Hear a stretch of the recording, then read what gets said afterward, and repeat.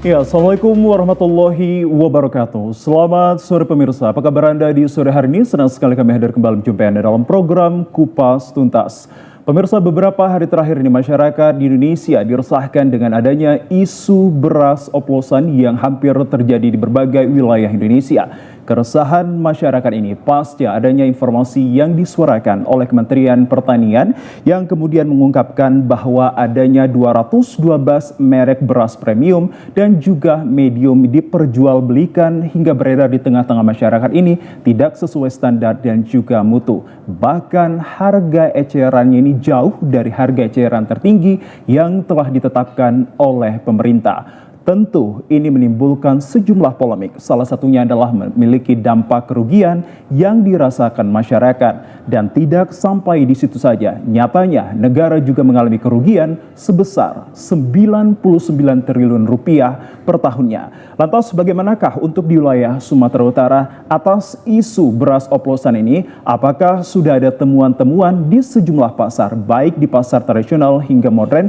Dan seperti apakah dari pihak-pihak terkait untuk memitigasi atas isu yang beredar ini? Bersama saya Muhammad Azhar Nasution, kita akan bahas kurang lebih 1 jam ke hadapan Anda dengan tema yang sangat menarik pada sore hari ini adalah pengawasan terhadap beras oplosan. Pada Bapak Charles TH Situmorang selaku Kabid Perdagangan Dalam Negeri Disperindak Sumatera Utara. Selamat sore Pak. Sore. Kabar baik Pak? Baik. Alhamdulillah. Terima kasih juga telah hadir bersama kami. Ya. Dan yang terakhir pemirsa untuk mempertajam informasi kita pada sore hari ini di Kupas Tuntas dengan tema pengawasan terhadap beras oplosan. Kemudian saya ke Pak Charles TH Situmorang selaku Kabid Perdagangan Dalam Negeri Disperindak Sumatera Utara. Saya membaca sebuah artikel Pak bahwa pada Jumat kemarin ini tim dari Disperindak ini melakukan sidak yang cukup alot ke berbagai pasar begitu ya, pasar Sukarami dan kemudian pasar-pasar modern begitu. Dan sampai sejauh ini apakah sudah ada temuan dan kemudian perkembangan atas kasus beras oplosan di wilayah Sumatera Utara ini seperti apa Anda melihatnya? Ya, terima kasih. Jadi di sini kami sebenarnya sebagai tim TPID ya, bersama dengan Ketahanan Pangan pada hari Jumat kemarin itu kami sudah melakukan rapat bersama dengan BI, ya, dengan Bulog, dan di situ sudah ditegaskan juga tentang keberadaan dan daripada ciri-ciri daripada beras oplosan dimaksud. Mungkin kami di sini juga bertugas atas perintah dari Pak Gubernur yang menugaskan Pak Kadis bahwa kami harus memberikan pemahaman kepada masyarakat bagaimana terkait dengan beras oplosan termaksud. Seperti yang disampaikan oleh Pak Fauzan, beras oplosan itu merupakan pencampuran antara beras premium dengan medium. Setuju. Secara kasat mata gampangnya kita ngelihat dari patahannya. Kalau 15% itu masih batas. Tapi kalau sudah sangat kita buka itu beras, karung beras, kalau dia sudah lebih dari 15% itu sudah patut dicurigai.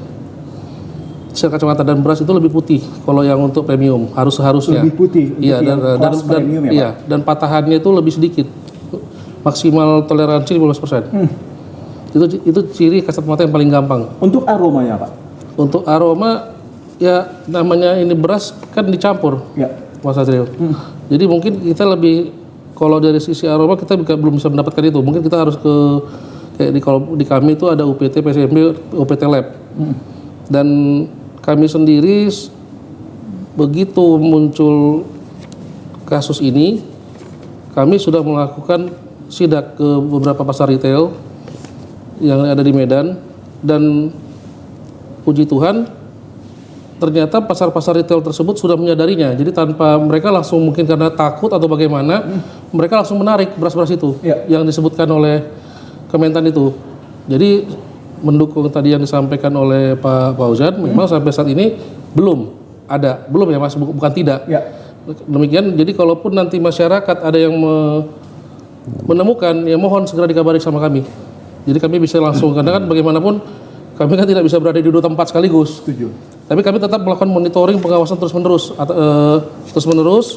dan bahkan tadi siang pun kami sudah bersama dengan KPPU dan Bulog sudah melakukan sidak langsung ke kilang padi. Ini yang kedua, sidak setelah adanya informasi ini yang ke produsen. Bahkan di situ, izin ya saya bacakan tadi. ada rilis dari Kementan untuk Sumut itu PT Bintang Lestari Abadi. Oke. Kami sudah ke sana tadi dengan merek Elepas Maximus dan Slip Hammer. Ternyata bahkan ya kami lihat ke sana itu sedang berhenti produksi semenjak tanggal 1 Juni karena alasan gabah susah didapat. Jadi kami tanyakan itu kenapa bisa seperti ini, mereka sendiri jujur aja nih ya, mereka kebingungan karena belum tahu apa kategori yang oplosan mereka disebabkan. Jadi mereka juga menunggu. Nah, kami itu mencoba kami cari tahu juga dan kami juga sedang melakukan penelitian di UPT Lab. Ya mungkin beberapa hari ke depan akan ada hasilnya. Cuman ya kalau untuk Medan Sumut sendiri berdasarkan dari Kementan itu PT Bintang Terang Lestari Abadi. Tapi ya tadi kami lihat semua sebenarnya kalau dari sisi produksinya apa semua tuh alat-alat mereka dikalibrasi bagus kok. Sudah dikalibrasi periodik. Sidak yang Anda lakukan apakah dihubungi terlebih dahulu tidak, tiba-tiba bahkan tadi kami melakukan sidak tanpa informasi bahkan tadi kami masuk pun agak susah. Mau izin pihak media pun dilarang masuk. Ya. Jadi kami tuh contoh kayak kami diperintah ada berapa orang hanya boleh masuk 3. KPPU hanya boleh masuk berapa sama Bulog. Itu betul-betul susah masuk, harus tunjukkan SPT, harus tunjukkan semua. Ya begitu kami dikasih masuk, kami masuk ke dalam, ya seperti itu memang sama sekali lagi sedang berhenti produksi. Demikian juga tadi di izin saya kurang PT Usdama Damai Sejahtera. Nah di situ memang mereka menghasilkan beras premium juga, tapi mereka tidak ada permasalahan juga dan mereka sesuai dengan SOP dan kami juga periksa alat-alatnya. Kalibrasi tetap berjalan secara periodik. Jadi ya mungkin sejauh ini seperti itu. Oke. Dan sejauh ini memang untuk di wilayah Sumatera Utara, after adanya sidak yang dilakukan dari pihak-pihak terkait, utamanya dari Bapak ini selaku dari Kabid Perdagangan Dalam Negeri ini belum menemukan. Mudah-mudahan karena ini hampir mirip dengan kejadian minyak kita. Setuju. Tapi ini tidak menutup kemungkinan bahwa kedepannya akan terjadi dikarenakan begitu banyak informasi yang beredar di masyarakat, khususnya di wilayah-wilayah di luar dari Sumatera Utara ini kemudian. Lantas bagaimana upaya memitigasi akan peristiwa yang bisa saja digambarkan terjadi akan mendatang ini, Pak? Ya kami akan terus menerus. Tadi tim pun sudah ada yang bergerak ke daerah Binjai, sama ke daerah Serdang, ke pasar retail juga menemukan hal yang sama. Ternyata tanpa diminta pun pihak-pihak retail itu sudah menarik. Setuju. Sudah menarik daftar-daftar beras yang diinformasikan itu. Setuju. Jadi mungkin kesadaran dari pihak-pihak retail itu sudah sangat bagus. Jadi mereka juga mungkin ada takut juga masuk, ada tuduhan-tuduhan bagaimana, akhirnya mereka dengan kesadaran sendiri mereka menarik jenis-jenis beras dimaksud. Oke, dalam pendistribusian hingga penjualan atas beras ini tentunya ini ada harga eceran tertinggi yang telah disepakati maupun telah ditentukan oleh pemerintah kita sendiri. Bisa diinformasikan kepada halayak ramai, Pak, untuk harga eceran tertinggi yang dikeluarkan ataupun disepakati oleh pemerintah ini dan kemudian hadir di masyarakat ini seperti apa perbedaannya? Kalau dari tadi Pak Marino terdapat variasi dari harganya. Kalau untuk beras medium sendiri harga headnya itu 13.100 per kilo.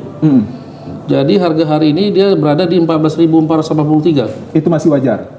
Sudah di atas head. Sudah di atas head. Penyebabnya apa, Pak? Ya itu tadi saat ini kan pemerintah sedang menggalakkan program SPHP dengan Bulog. Jadi memang gabah itu dibeli oleh pemerintah ya Pak, untuk diolah dan nanti akan diedarkan kembali ke masyarakat ya. Betul.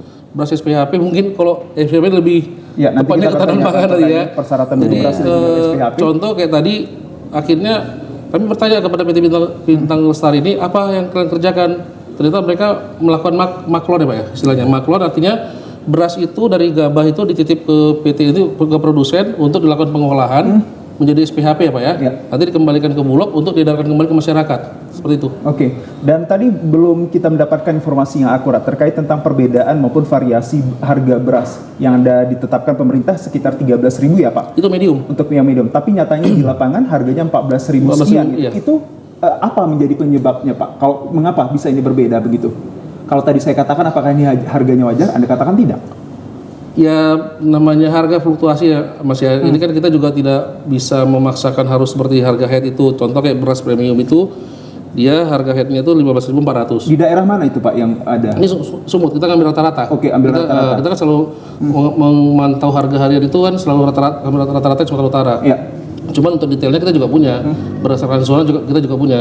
Cuman ini kan kita bicara rata-rata Dengan premium itu 15.400, sedangkan hari ini ada di angka 16.274. Kalau untuk perbedaan Pak dari penjual beras yang dilakukan baik itu di pasar modern dan juga tradisional ini, adakah perbedaan harganya? Ya kalau tadi saya sampaikan tadi ya kami temukan tadi juga dengan teman tim di lapangan, ya masih berkisar di situ. Baik Pak, dari kedua booth ini? Iya, dari mau premium mau medium sekitar situ aja masih. Kita juga masih menunggu. Tadi di ruang tunggu kita berbincang dengan Pak Fauzan. Dari pihak Ketahanan Pangan Pak ya, sudah mulai mengalirkan beras SPHP. Mudah-mudahan beberapa hari ke depan bisa lebih normal lagi Pak dengan berjalannya SPHP ini. Oke. Terima kasih Pak Situmorang ataupun Pak Charles Situmorang atas informasi yang Anda sebutkan dan juga Anda informasikan kepada masyarakat kita. Utamanya ini saya menggarisbawahi bahwa belum ada ditemukan perihal oplosan beras di wilayah Sumatera Utara, meskipun mengingat tadi informasi yang disampaikan bahwa untuk harga beras dalam yang tertentu premium tadi ya Pak, ada harganya sedikit berbeda ya, begitu ya. Mungkin Pak CH Situmorang boleh? Untuk perusahaan-perusahaannya gini, karena ini tentunya ini kabar yang beredar ini akan mengindikasikan terhadap perusahaan-perusahaan Pak yang terlibat. Kalau tentang perusahaan itu Mas, itu kan sudah ada di media, itu sudah bukan rahasia umum lagi. Itu sudah kita baca, itu ada Wilmar Group, ada PT Food Station Cipinang Jaya, PT Belitang Panen Raya, itu ada 10. Dan apakah dari antara 10 itu di wilayah Sumatera Utara mereka eksis? Ada? Mereka ada, seperti tadi saya contoh, itu merek Sania Fortune itu. Saya dapat informasinya seperti itu. Nah, untungnya retail kita itu sudah sadar.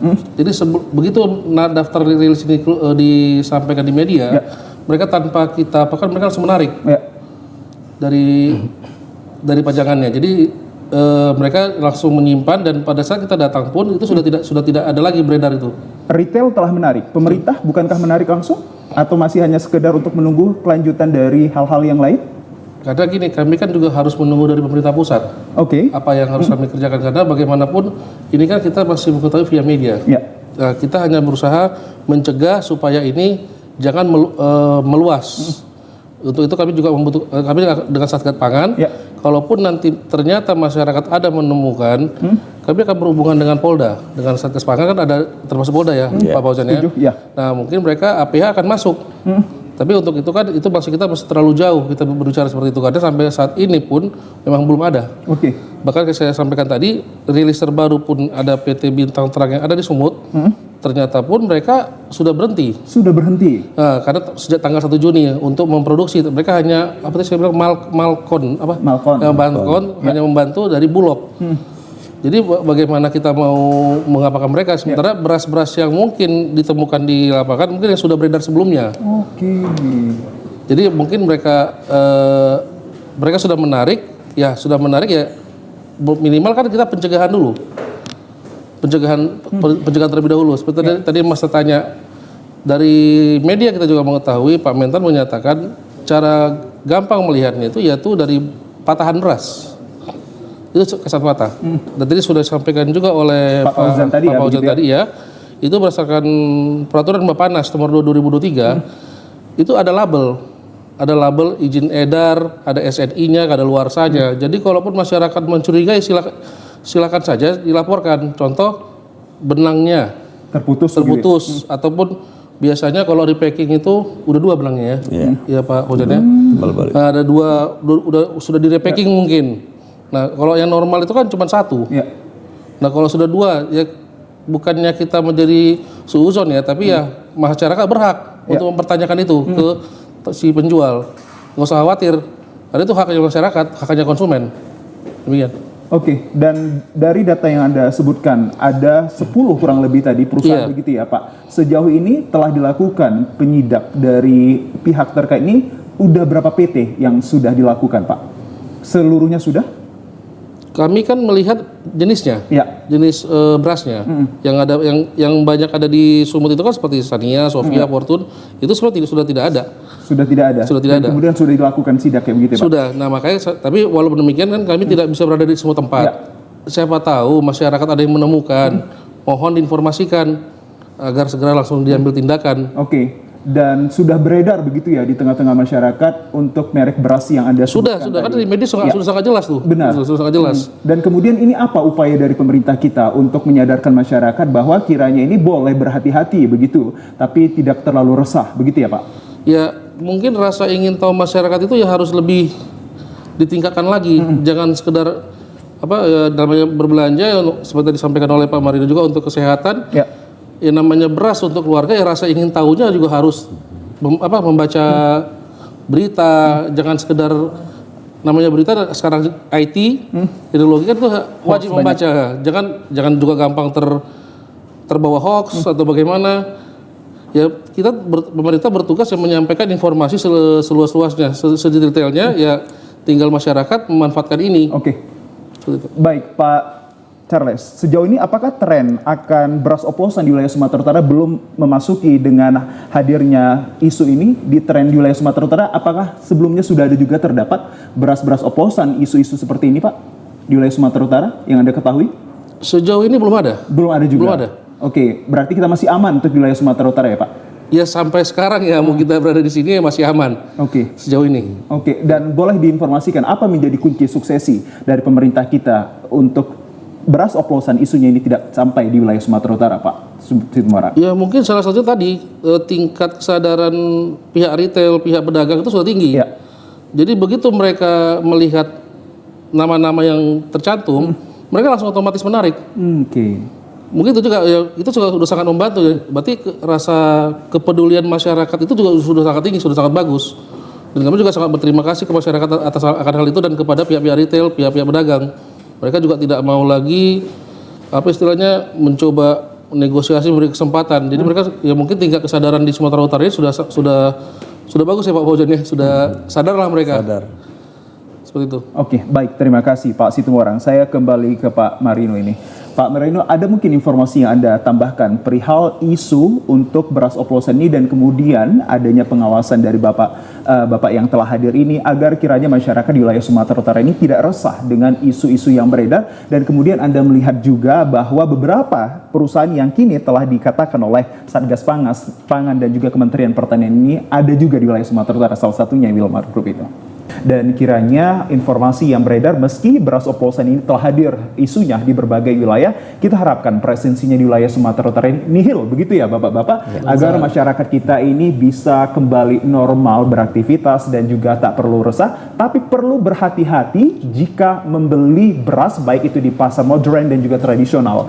Begitu. Saya ke Pak Charles sendiri. Kalau Pak Charles sendiri ada untuk sosialisasi dan juga edukasi platformnya jika ada temuan-temuan yang mungkin janggal dilihat oleh masyarakat kita. Seperti tadi yang sudah kami sampaikan, sebenarnya kan kami ini satu kesatuan Mas. Satu kesatuan. Sebenarnya nggak bisa berdiri sendiri, kami saling mensupport. Dan di bawah kepemimpinan Pak Gubernur sudah mengharuskan kami harus selalu hadir di masyarakat. Tidak harus menunggu ada kasus. Tiap hari kami selalu memonitoring. Jadi kalau untuk itu seperti saya sampaikan tadi, sebenarnya kalau kita melihat kasus ini, tingkat kesadaran masyarakat sudah sangat bagus. Sudah sangat bagus. Baik. Mereka mau tahu, tidak tutup mata, langsung bertindak. Ya, mungkin ya kolaborasi seperti inilah yang harus dijaga terus, ditingkatkan supaya lebih bagus lagi ke depannya dan mencegah masuknya hal-hal yang negatif seperti beras oplosan ini ke Sumatera Utara, Mas. Oke, sangat luar biasa. Ini dia menjadi informasi yang sangat penting dari Bapak-Bapak ini bahwa Bapak-Bapak ini telah membuka ruang untuk bagaimana masyarakat juga terlibat begitu. Pak Charles, ini menjadi representative questions dari masyarakat kita bahwa tadi Anda katakan jika adanya barang-barang ataupun beras-beras yang diduga memiliki oplosan gitu ataupun indikasi oplosan. Selain penarikan yang dilakukan di beragam retail yang ada di wilayah Sumatera Utara, apakah kemudian ini akan dilakukan pemusnahan atau seperti apa? Mungkin untuk lebih lanjutnya kan kami ada di Satgas Pangan. Iya. Begitu mungkin ada temuan seperti itu, kami akan berkoordinasi dengan pihak Polda. Pihak Polda. Ya, pihak Polda, mungkin kami akan berkumpul, ya tindakan selanjutnya mungkin akan dikoordinasikan terlebih dahulu, Mas. Oke. Apa tindakan yang akan diambil?